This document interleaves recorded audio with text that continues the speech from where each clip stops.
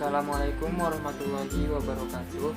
Perkenalkan, nama saya Muhammad Syarul Fitra dari jurusan Pendidikan Ekonomi, Fakultas Tarbiyah dan Keguruan, Universitas Islam Negeri Sultan Syarif Qasim Riau. Baiklah, pada kesempatan kali ini saya akan menyampaikan tentang komunikasi bisnis. Sebelum kita lanjut, klik like, subscribe, dan share ke teman-teman kalian agar kita dapat berbagi ilmu yang bermanfaat. Komunikasi bisnis. Komunikasi bisnis adalah pertukaran atau penyampaian ide, pesan, konsep, instruksi melalui simbol, tanda, lambang usaha, dan barang atau jasa yang dihasilkan untuk tindakan pemasaran atau promosi dan sosialisasi secara komersil guna mendapatkan keuntungan yang dilakukan dalam bentuk tulisan, lisan, atau verbal maupun nonverbal, secara personal ataupun non-personal. Pemahaman dan penggunaan komunikasi bisnis sangat penting untuk kepentingan usaha. Komunikasi bisnis digunakan untuk meyakinkan pelanggan terhadap usaha dan produk yang dihasilkan. Komunikasi bisnis harus digunakan di setiap kesempatan bertemu, baik dengan calon pelanggan maupun dengan pelanggan yang sudah menjadi konsumen. Komunikasi bisnis terbagi menjadi 4 fungsi. Yang pertama, ada fungsi informatif, fungsi regulator, fungsi persuasif, dan fungsi integratif. Fungsi informatif yaitu dapat digunakan oleh para karyawan agar dapat melakukan pekerjaan serta tugas-tugas mereka dengan lebih efektif dan efisien. Informasi yang dibutuhkan terkait beberapa hal dapat menyangkut hal-hal seperti yang berhubungan dengan pekerjaan, tujuan, prosedur, serta peraturan lainnya. Yang kedua, fungsi regulator. Fungsi regulator yaitu memiliki fungsi sebagai alat untuk mengendalikan serta mengatur jalannya sebuah organisasi. Bentuk komunikasi pada fungsi ini bisa berupa perintah dan juga laporan. Yang ketiga, fungsi persuasif dapat berlangsung saat terjadi komunikasi serta interaksi antar karyawan.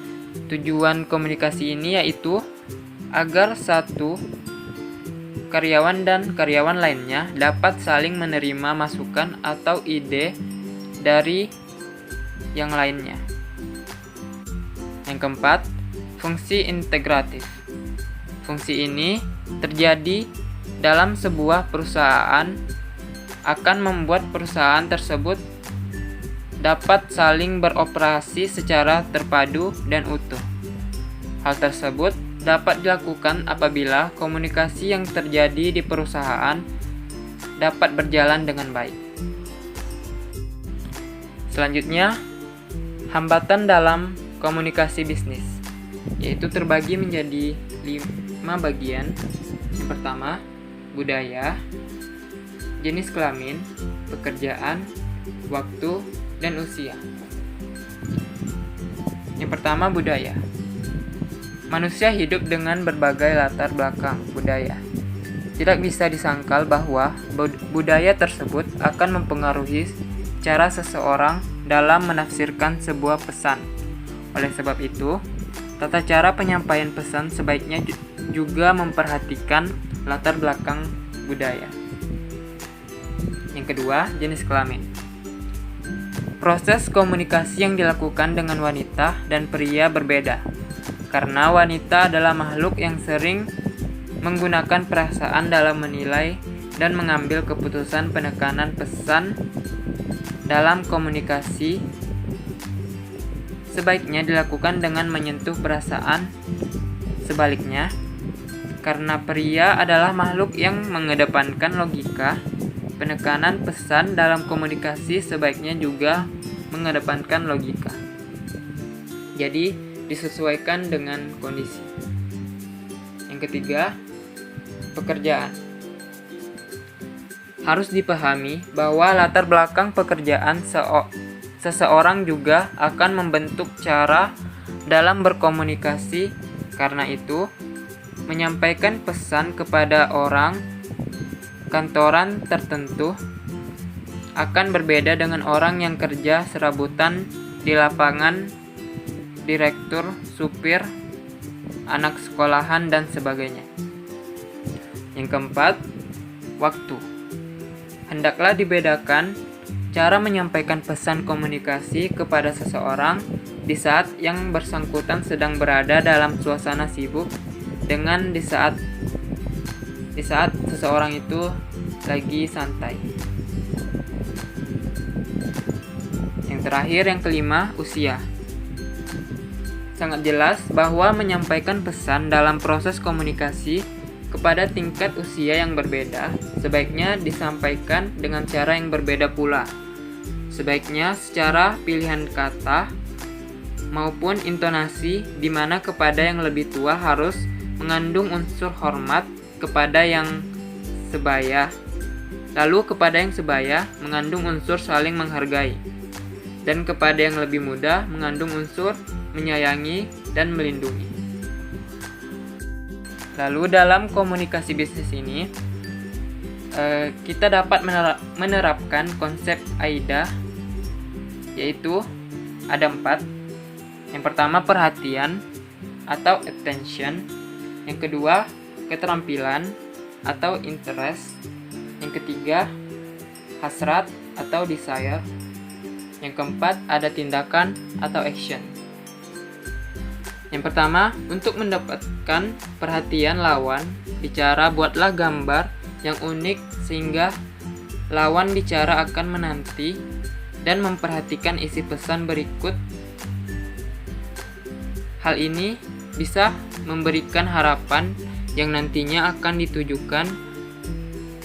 Cara mendapatkannya oleh sebab itu, mengenali masalah dan harapan dari setiap mitra bisnis merupakan sebuah keharusan.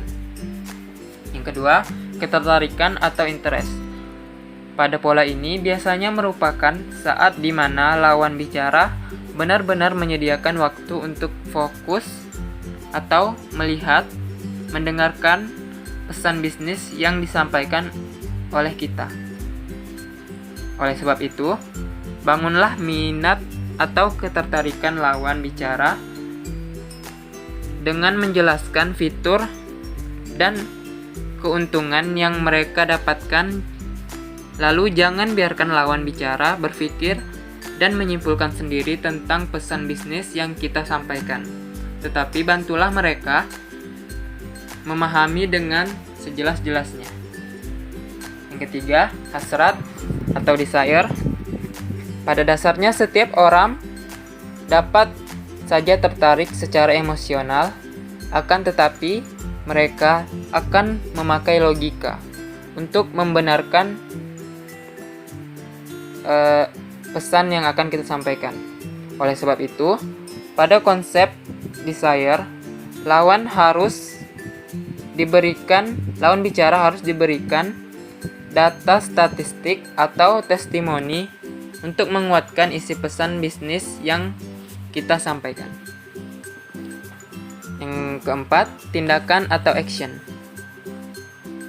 Pada poin ini, lawan bicara harus diberitahukan tentang apa yang harus dilakukan dan bimbing mereka untuk bertindak dengan menunjukkan langkah-langkah yang harus mereka lakukan. Dalam tahap ini, Anda sebagai penjual mengajak konsumen untuk segera melakukan pembelian produk.